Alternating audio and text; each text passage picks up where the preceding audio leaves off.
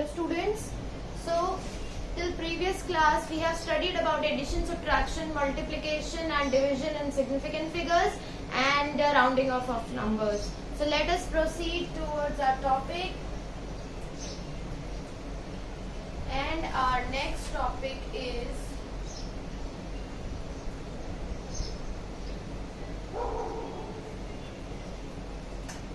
laws of chemistry. These are very basic laws that we are going to study. First law is law of chemical combination. What this law says?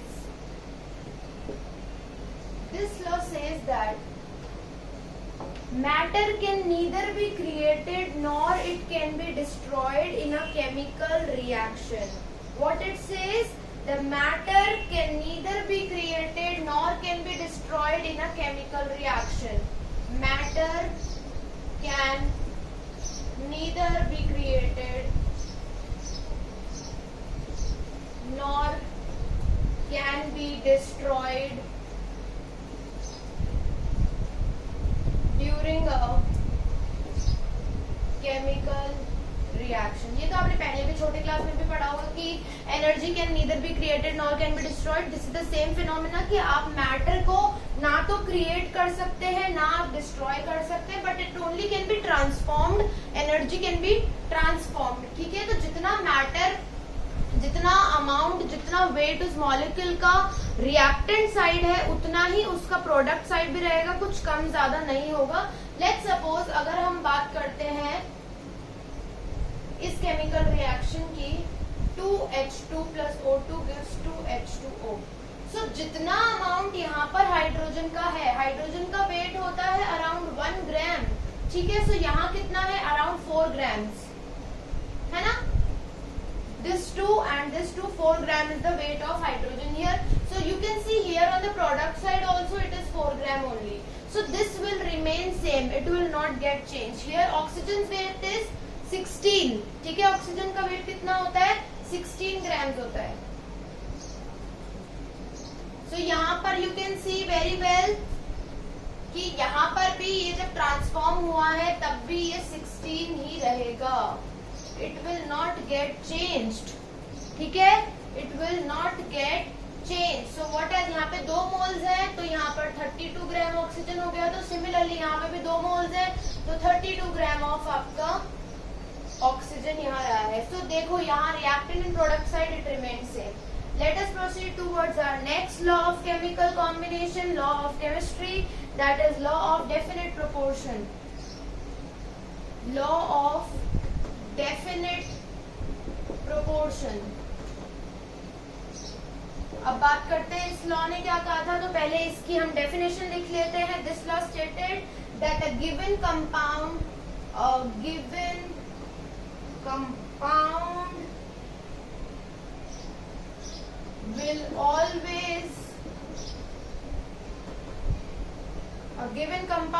will always contain exactly the same proportion of elements by weight.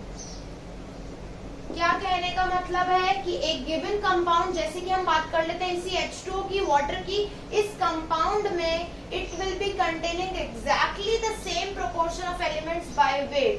ठीक है, वही एक तरीके से है कि जितना wait यहाँ कंपाउंड का बनकर आ रहा है और वो जिस एलिमेंट से मिलकर बना है, इन एलिमेंट से मिलकर बना है, तो इनका वेट भी वहां उतना ही होना चाहिए, एग्जैक्टली सेम प्रोपोर्शन में ही होना चाहिए रिएक्टेंट एंड प्रोडक्ट साइड में. ठीक है, so I hope these 2 laws are very much clear to you. You can pause the video in between and note it down.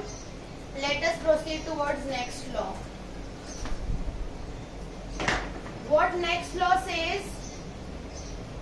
It is law of multiple proportion. Law of multiple proportion. So first let us see what this law says. Firstly, it was stated by Dalton. Dalton ने ये law दिया था। Dalton एक बहुत famous chemist है, उन्होंने ये law दिया था। अकॉर्डिंग टू दिस लॉ, ये लॉ कहता क्या है, if two elements combine, if two elements combine to form more than one compound, then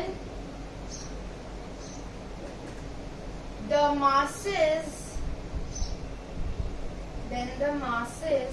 of any one element will be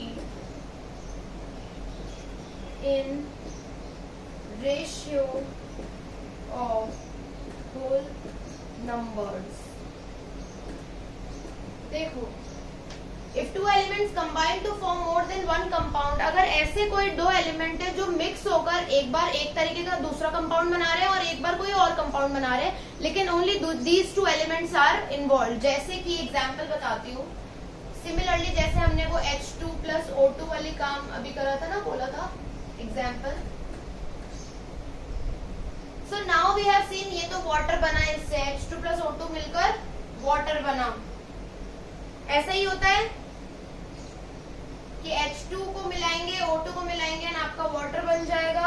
similarly जब आप H2 को मिलाएंगे और हाइड्रोजन पेरोक्साइड बनाएंगे, H2O2, ठीक है।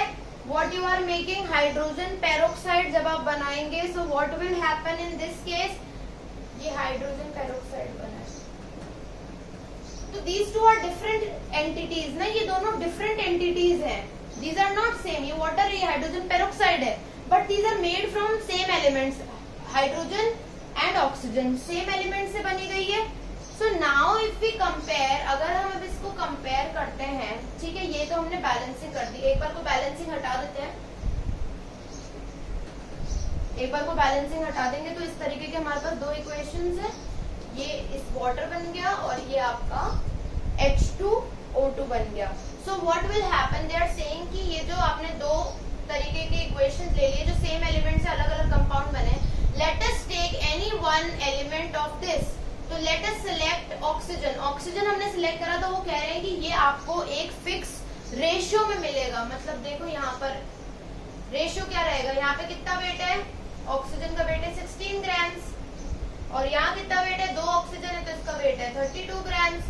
सो ये हो गया ना रेशियो में, तो कोई भी एक एलिमेंट आपको रेशियो में मिलेगा 16:32, दैट इज 1:2। तो इन दोनों इक्वेशंस को इफ वी कंसिडर, सो एक बार वाटर बन रहा है, एक बार हाइड्रोजन पेरोक्साइड बन रहा है, तो ऑक्सीजन का जब हमने रेशियो देखा तो 1:2 we got the simple ratio. This was the law of multiple proportion. You can note it down.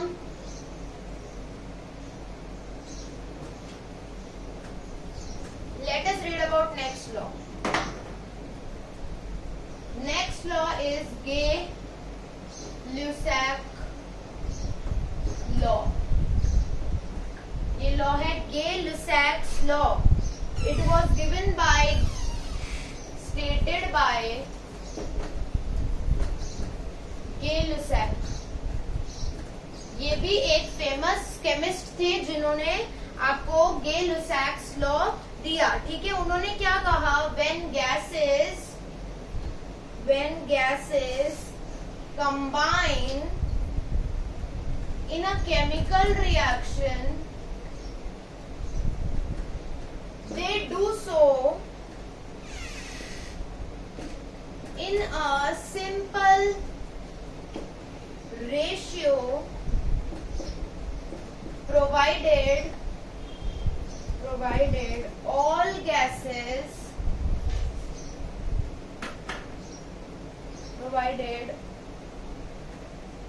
gases are at same temperature and pressure. So what they have said कि when gases combine in a chemical reaction, अब अगर chemical reaction हो रहा है और उसमें gases participate कर रही हैं, तो वो एक सिंपल रेशियो में पार्टिसिपेट करेंगी, ठीक है। लेकिन कंडीशन क्या है, टेम्परेचर और प्रेशर उन दोनों गैसेस का सेम होना चाहिए। लेट अस टॉक अबाउट, अगर आप बात करते हैं नाइट्रोजन की और ऑक्सीजन की, ठीक है, ये दोनों गैसेस कंट्रीब्यूट कर रही है, पार्टिसिपेट कर रही है केमिकल रिएक्शन में। So what they are saying कि they should be combining in such a way that इनका रेशियो जब निकाला जाए तो एक सही क्वांटिटी में आए, एक स्मॉल होल नंबर रेशियो आपको देखने को मिले, प्रोवाइडेड दैट ये दोनों सेम टेम्परेचर पे हम देख रहे हैं या सेम प्रेशर पे हम देख रहे हैं, ठीक है। N2 को भी उसी प्रेशर टेम्परेचर पे देख रहे हैं जिसमें ऑक्सीजन को देख रहे हैं।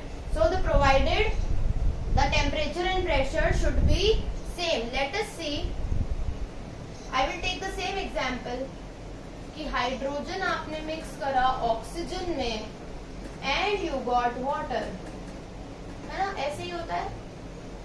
सो लेट अस कंसिडर, इसको हम एक प्रॉपर उसमें वो मान लेते हैं कि हम इसको वॉल्यूम्स में लेंगे। इन गैसेस को गै-लुसाक्स लॉ में we will take gases in volume terms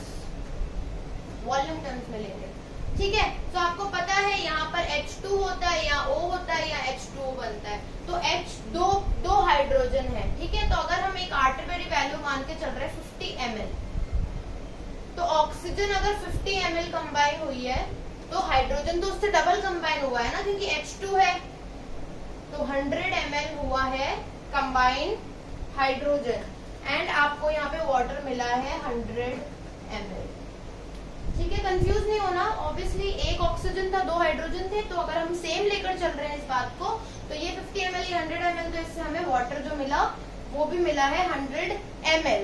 okay, so what they have observed कि these two gases are in simple ratio. तो अगर रेशियो निकालोगे तो these are in simple ratio, और यहाँ पर टेम्परेचर और प्रेशर सेम थे। So when gases participate in a chemical reaction, they do so in such a way कि एक simple ratio है, provided all the gases have same temperature and pressure. You can note it down. We are reading about laws of chemistry. 3 laws हम पढ़ चुके हैं, law of constant proportion, law of multiple proportion, law of definite proportion, Gay-Lussac's law हम पढ़ चुके हैं। Now let us read Avogadro law. Avogadro law. This was stated by Avogadro. ये किसने दिया था? Avogadro साइंटिस्ट ने दिया था। इन्होंने क्या कहा था? Equal volumes of gases at equal temperature and pressure should contain equal number of molecules. Okay, now what they are saying कि अगर आपने कोई भी गैसेस लिए हैं, लेट्स सपोज भाई आपने O2 और H2 ले लिया, ठीक है, आपने उनके इक्वल वॉल्यूम्स लिए हैं। लेट अभी हम बात कर रहे थे ना कि H2 तो 100 ml है और ऑक्सीजन आपका 50 ml है, ठीक है, तो 2:1 का रेशियो चल रहा था। These are saying in this, they are saying कि अगर एक ही वॉल्यूम आप ले लो तो उसका भी 100 ले लो, उसका भी 100 ml ले लो, या दोनों का 50 ले लो, तो क्या होगा? Equal volume of gases, condition is temperature pressure constant होना चाहिए, तो आपको दिखेंगे कि उसमें दोनों में इक्वल नंबर ऑफ मॉलिक्यूल्स ही है। अगर आप ऑक्सीजन भी लेते हैं 100 ml, आप लेते हैं हाइड्रोजन भी 100 ml, so if the temperature and pressure are equal, so what will happen? These two gases will be containing equal number of molecules, इसमें सेम नंबर ऑफ मॉलिक्यूल्स हो गए। So this was said by Avogadro. Avogadro ने बहुत कुछ atoms और molecules के बारे में भी बताया था, so you must have studied that in class 9, that what Avogadro told about the basic definitions of atoms and molecules, वो Avogadro ने डिस्कस किया था, ठीक है। चलो आगे चलते हैं।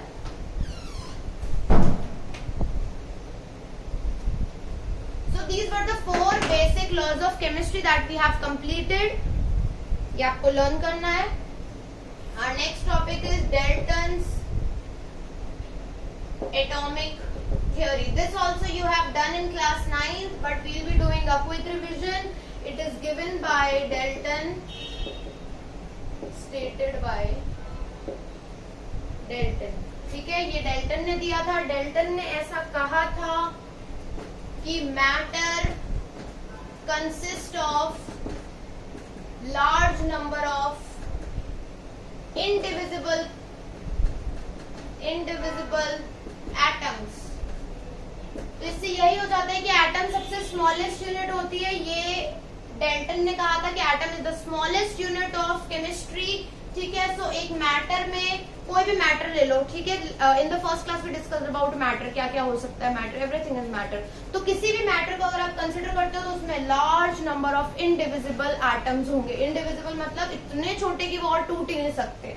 This was Dalton's first postulate. ये हम पोस्टुलेट्स लिख रहे हैं जो डेल्टन ने बोले थे. ठीक है, second, all the atoms of the given element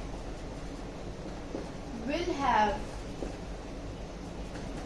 identical mass and properties. So what they are saying कि जैसे कोई भी हमने गिवन एलिमेंट कोई भी ले लिया एलिमेंट, ठीक है, तो उसके अंदर जितने भी एटम्स होंगे, जितने भी एटम्स उसके अंदर प्रेजेंट है सब आइडेंटिकल होंगे. सो दैट इज ऑब्वियस है ना. कोई एक किसी चीज का एलिमेंट लिया तो उसके अंदर के जितने भी एटम्स होंगे वो सारे एक जैसे ही होंगे, उनकी एक जैसी ही प्रॉपर्टीज होगी, उनका एक जैसा ही वेट होगा. Okay, late us see the third point. Compounds are formed when the atoms of different element combine in fixed ratio. क्या बोल रहे हैं? कंपाउंड्स बनते हैं जब डिफरेंट एलिमेंट्स के एटम कंबाइन करते हैं फिक्स रेशियो में. जैसे कि हमें पता है वाटर बनाना है तो क्या लेना पड़ेगा? H2 लेना पड़ेगा, ऑक्सीजन लेना पड़ेगा, आपका वाटर बन जाएगा. ठीक है, तो ऐसा तो नहीं है कि तीन हाइड्रोजन लेने पड़ रहे हैं, कहीं 4 हाइड्रोजन लेने पड़ रहे हैं, 4 मोल्स लेने पड़ रहे हैं हाइड्रोजन के. This is not the case. Fix बना रखा है कि वाटर बनाना है तो भाई इतना H2 लो, इतना ऑक्सीजन लो and you will get your H2O. ठीक है, देन उसको बैलेंस कर दो. So the compounds are formed जब एटम अलग अलग एलिमेंट्स के कंबाइन करते हैं फिक्स रेशियो में. ठीक है, next postulate.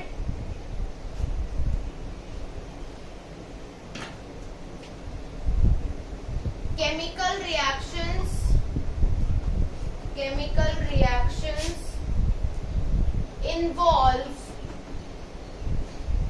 reorganization of atoms. हाँ, तो ये तो हमें पता है कि यही तो होता है कि एटम्स पहले रिएक्टेंट साइड पे प्रेजेंट है, देन वो थोड़ा मॉड्यूलेट होके प्रोडक्ट साइड पे उसने कुछ प्रोडक्ट बना दिया, लेकिन वेट उसका उतना ही रहेगा. That's we have seen in our first law of constant proportion कि उसका वेट पर उतना ही रहेगा. अगर 4 ग्राम इधर है तो 4 ग्राम प्रोडक्ट साइड में होगा. अगर 6 ग्राम इधर है, 16 ग्राम रिएक्टेंट साइड में, तो प्रोडक्ट साइड में भी 16 ग्राम ही होगा.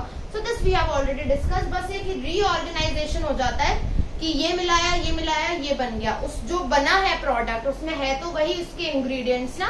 So this is what they are saying, it is just the reorganisation. But ऐसा कुछ नहीं है कि कहीं से कुछ नया आ गया, मतलब बीच से टपक के कुछ आ गया. No, it is not the case, but it is just the reorganisation of the atoms. So these are the postulates of Dalton's atomic theory. Very, very important, and you have to learn this. You can take the screenshot.